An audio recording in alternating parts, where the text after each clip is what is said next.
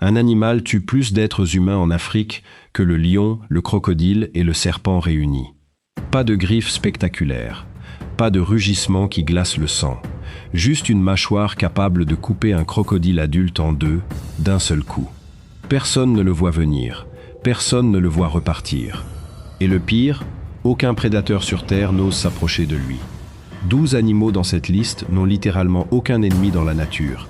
Même les rois de la savane changent de direction lorsqu'ils les croisent. Et l'un d'eux a déjà fait reculer 6 lions affamés en même temps. Retiens bien cette image, parce que tu vas voir exactement comment cela s'est passé, seconde par seconde.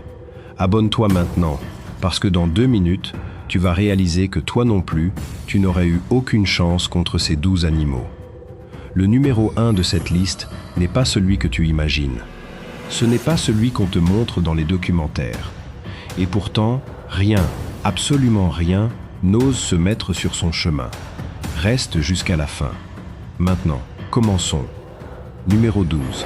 L'aigle royal. Harpie. Le ciel n'appartient à personne. Sauf à lui. Aucun autre animal volant n'ose s'approcher de son territoire, pas même les autres rapaces. Et il y a une raison très simple à ça. Ses serres sont plus grandes que les griffes d'un ours, et il sait parfaitement s'en servir.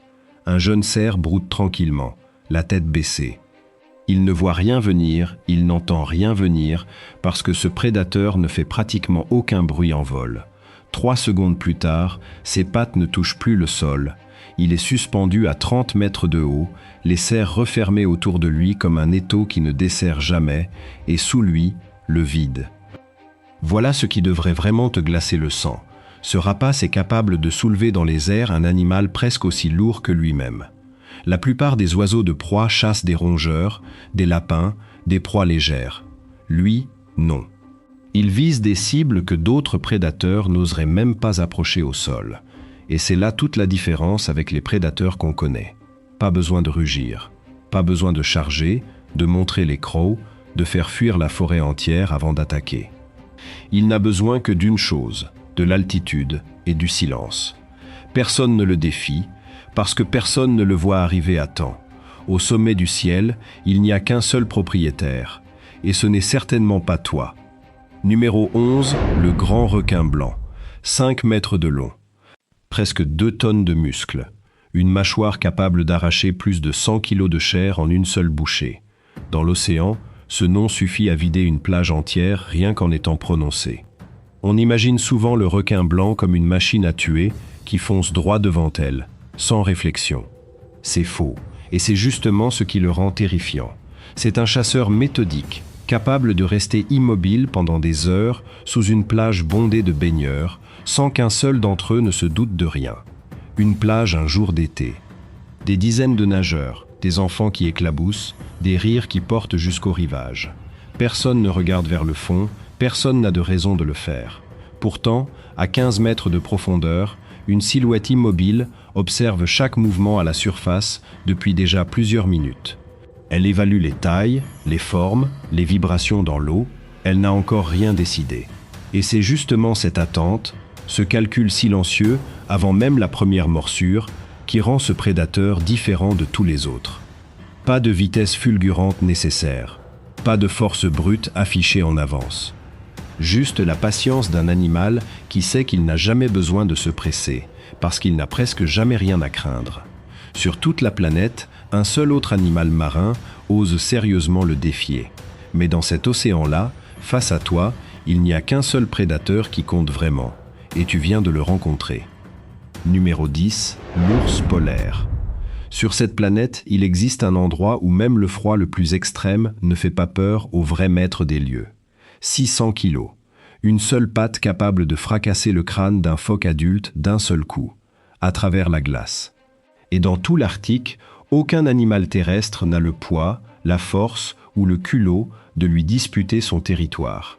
Ce qui rend ce prédateur particulièrement redoutable, ce n'est pas seulement sa taille, c'est sa patience glaciale, littéralement.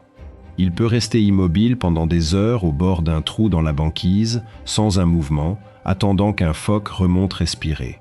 Le phoque n'a aucune idée de ce qui l'attend en surface. Une seconde, il émerge pour prendre de l'air. La suivante, une mâchoire capable de broyer l'os, se referme sur lui et tout est terminé avant même qu'il ait pu réagir.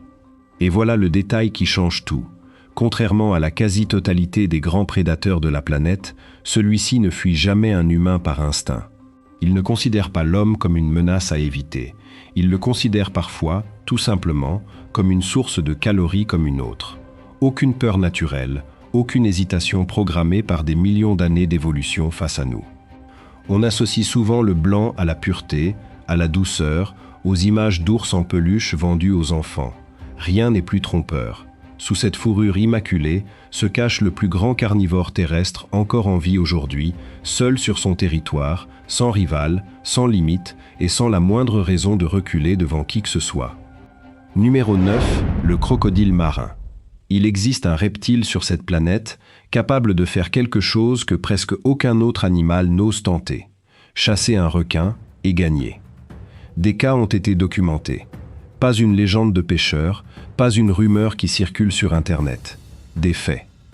Plus de 6 mètres de long pour certains spécimens. Une pression de mâchoire parmi les plus puissantes jamais mesurées chez un animal vivant aujourd'hui. Et une technique de chasse qui n'a presque pas changé depuis l'époque des dinosaures. Rester invisible, immobile, à la surface de l'eau trouble, jusqu'à ce que la proie ne soit plus qu'à quelques mètres. Voici ce qui rend ce prédateur encore plus terrifiant que sa taille. Il n'a pas besoin de courir après toi. Une eau calme, apparemment vide, sans une seule ride à la surface, et pourtant, sous cette eau, quelque chose peut déjà être en train de calculer la distance exacte qui te sépare de la rive. Le temps que tu comprennes ce qui se passe, il est déjà trop tard.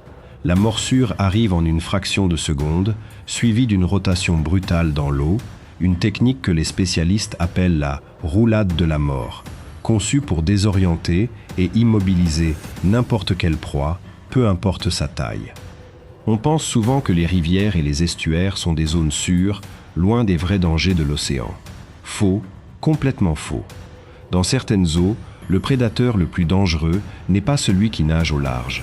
C'est celui qui attend, immobile, juste sous la surface, à quelques mètres du bord. Numéro 8, le cassoar. Quel est l'animal le plus dangereux du monde entier des oiseaux? Pas l'aigle, pas le vautour. Un oiseau que la plupart des gens confondraient avec une décoration de jardin zoologique, avec son plumage noir et son casque bleu électrique sur la tête. Erreur fatale. Le casoar mesure jusqu'à 1,80 m de haut, debout sur 2 pattes, et chacune de ses pattes se termine par une griffe interne en forme de poignard, longue de plus de 10 cm. Un seul coup de patte, une seule fraction de seconde, et cette griffe peut ouvrir l'abdomen d'un adversaire adulte. Pas de bec, pas de serre dans les airs, juste un coup de pied, à hauteur d'homme. Et voilà le retournement que personne ne voit venir. À l'âge adulte, cet oiseau n'a pratiquement aucun prédateur documenté dans son environnement naturel. Aucun. Dans la forêt tropicale où il vit, tout le monde, absolument tout le monde, sait garder ses distances. Imagine croiser sa route sur un chemin isolé. Il ne fuit pas comme la plupart des oiseaux face à un danger. Il reste immobile, te fixe, évalue la situation. Ses yeux ne cillent presque pas. S'il décide que tu es une menace, il ne recule pas d'un pas. Il charge, avec une puissance dans les pattes capable de faire plier un adulte en une seule frappe. On associe souvent les couleurs vives dans la nature à un signal d'alerte inoffensif, presque décoratif. Ici, c'est l'inverse absolu. Ce plumage sombre et ce casque coloré ne préviennent pas d'un danger passif. Ils annoncent l'un des seuls oiseaux au monde capables de tuer un être humain d'un seul coup de patte bien placé. Numéro 7. Le ratel. Tu te souviens de ce que je t'ai promis au tout début de cette vidéo? Un animal, à peine plus gros qu'un chat, capable de faire reculer 6 lions affamés en même temps, le voici. Et non, ce n'est pas une exagération de documentaire animalier. C'est documenté. Le ratel pèse à peine 12 kilos. Face à un lion adulte qui peut en peser plus de 180, ça devrait être un massacre en quelques secondes. Ça ne l'est jamais. Pourquoi?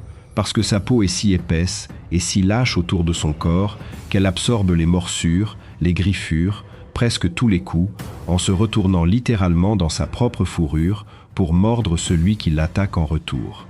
Et il y a pire. Ce petit animal ne connaît, semble-t-il, aucune notion du danger. Aucune hésitation face à un prédateur 10, 15, 20 fois plus lourd que lui. Un groupe de lions encercle un ratel, prêt à en finir en quelques secondes. Le ratel, lui, ne recule pas.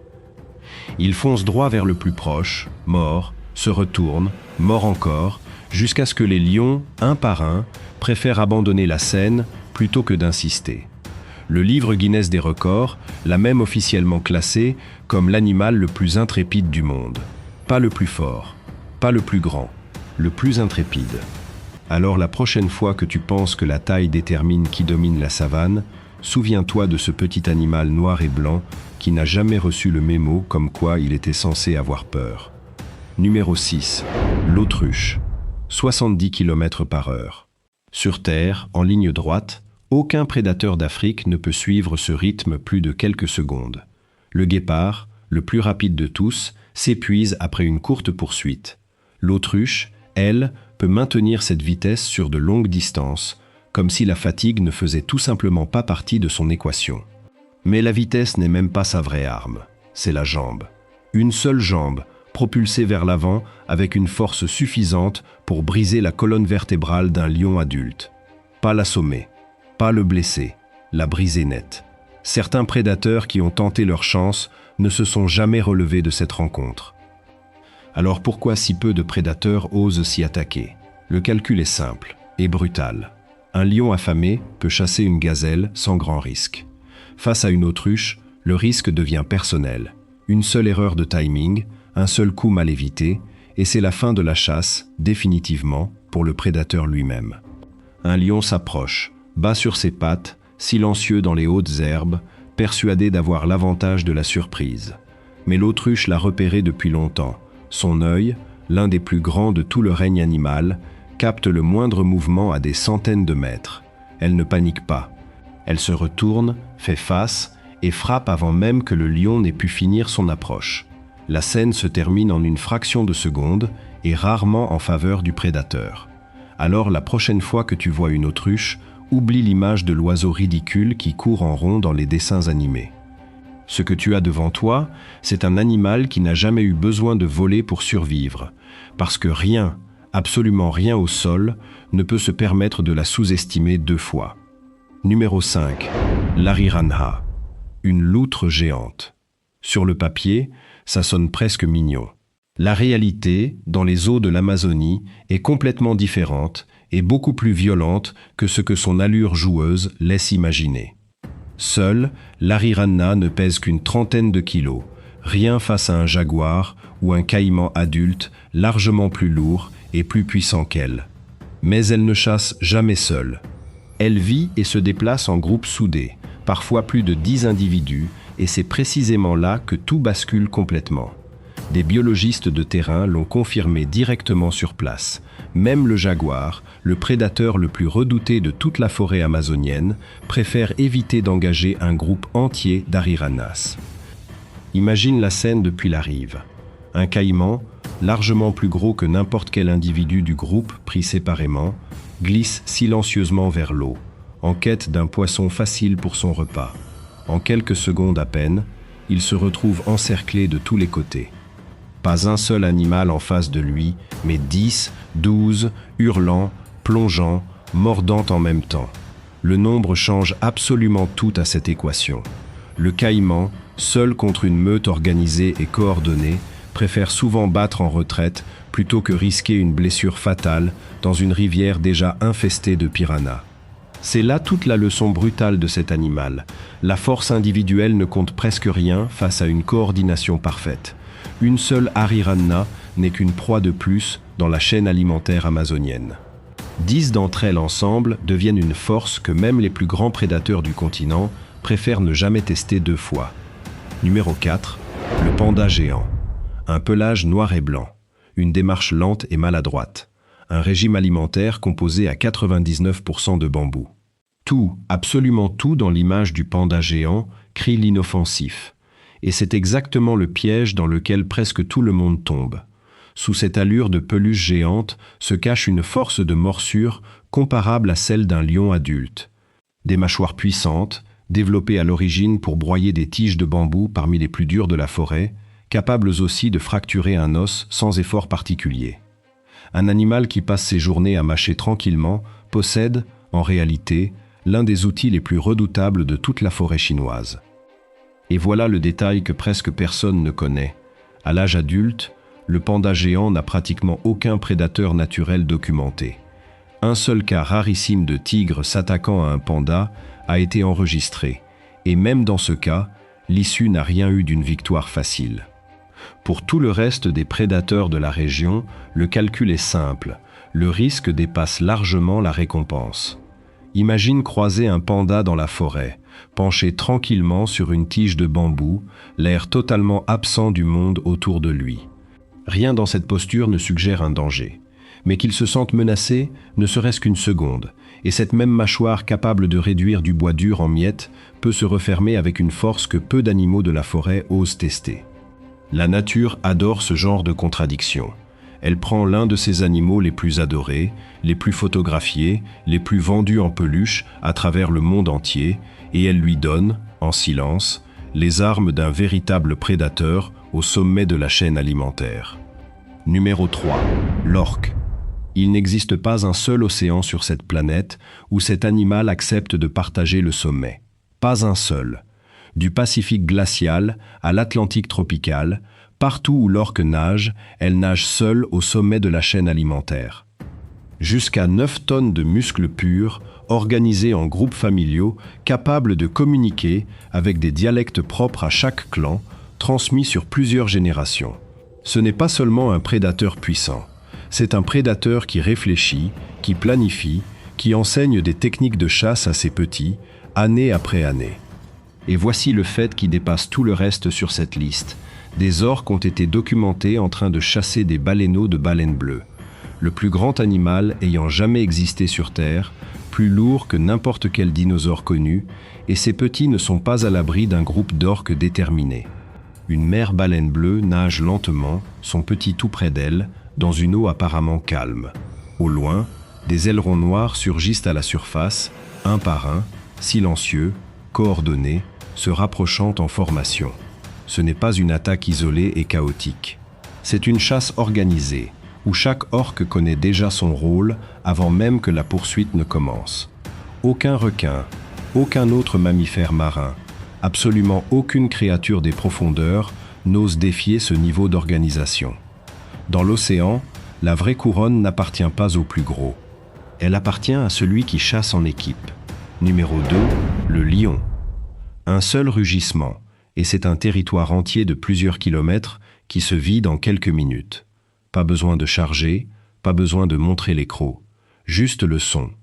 Ce rugissement porte jusqu'à 8 km de distance, assez loin pour être entendu par des animaux qui n'ont jamais vu le lion, mais qui savent déjà, instinctivement, qu'il faut partir. Sur le sol africain, aucun animal n'attaque une troupe de lions adultes organisés. Aucun. Une lionne pèse en moyenne 130 kg, un mâle peut dépasser les 200 et il chasse rarement seul.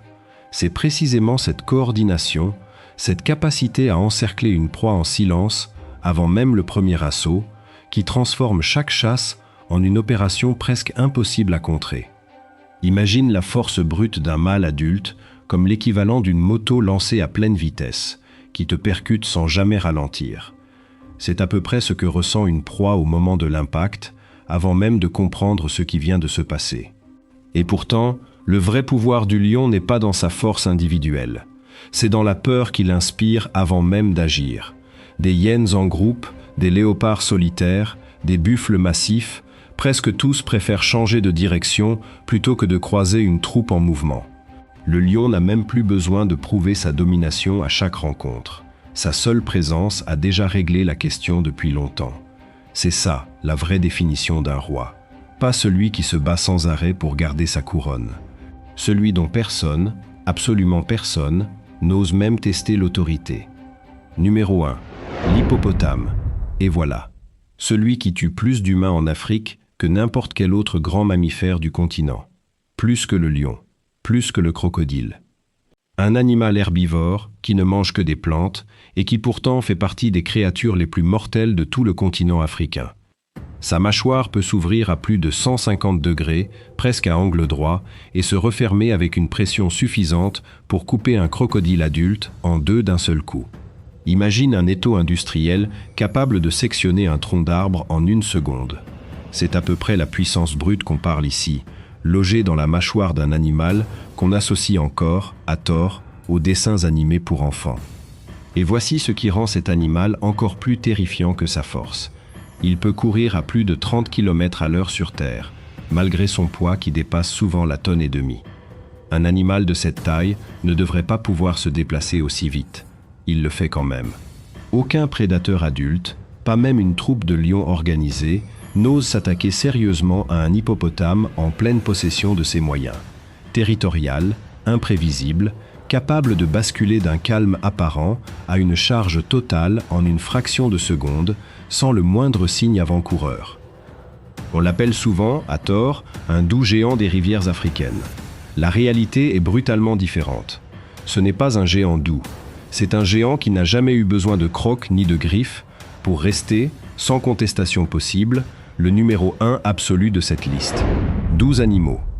12 créatures qui, chacune à leur manière, ont un point commun terrifiant. Personne, absolument personne dans la nature, n'ose vraiment les défier. Certains dominent par la force brute. D'autres, comme ce petit animal noir et blanc au tout début de cette liste, dominent par un courage presque irrationnel. Et celui qui ferme cette liste? Un herbivore capable de couper un crocodile en deux. La nature n'a jamais eu besoin de crocs pour créer ses vrais rois. Maintenant, dis-moi en commentaire, lequel de ces 12 animaux t'a le plus surpris? Celui que tu ne voyais absolument pas venir, celui qui a complètement changé l'image que tu avais de lui? Je veux le lire. Si cette liste t'a donné des frissons, abonne-toi maintenant, parce que la nature garde encore des dizaines de créatures aussi intouchables que celle-ci, et tu ne veux vraiment pas rater la prochaine. Cette liste s'arrête ici, mais la nature, elle, n'a pas fini de nous surprendre. À très vite pour une nouvelle liste tout aussi choquante.